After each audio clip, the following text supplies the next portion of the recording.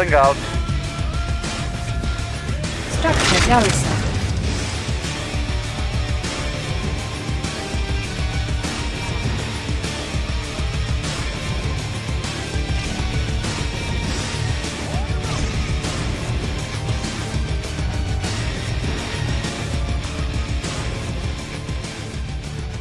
If there is a game I've played to death, it is Red Alert 2. Hailing from the year 2000, it features a heavy metal soundtrack and graphics suitable for a TA84 graphing calculator. In fact, unless you do some text file mods, you're going to be stuck at a max resolution of 800 by 600. 1080p displays were just not a thing back then, but you didn't really need them to enjoy a classic such as this one.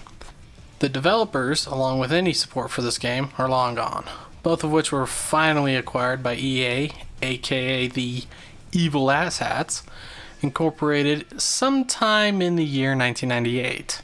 EA finally killed Westwood Studios off in March 31st of 2003, which more or less explains how, depending on who you ask, Red Alert 3 went so wrong.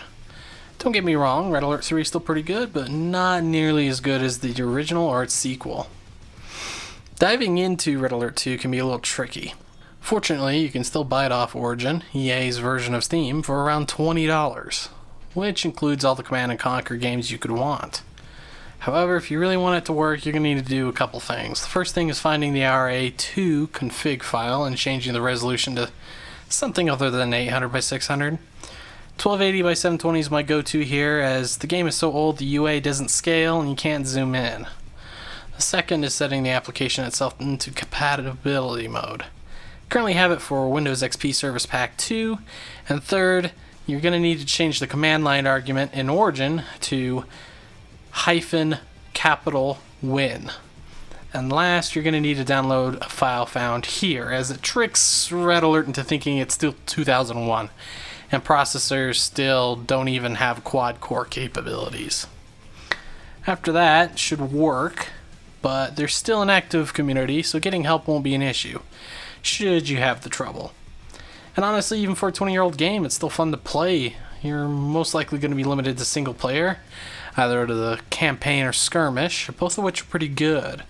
The campaign itself is a good couple hours of fun, and the skirmish modes let you go right at it.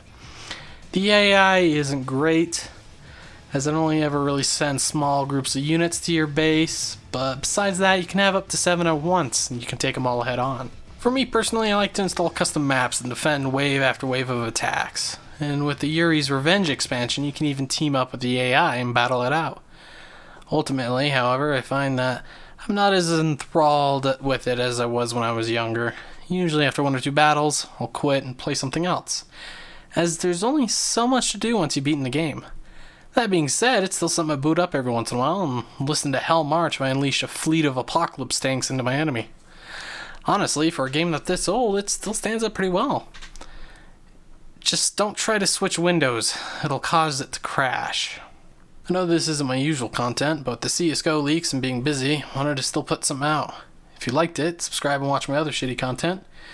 And trust me, I'm the dumpster fire that never stops, and one man's garbage is another man's treasure.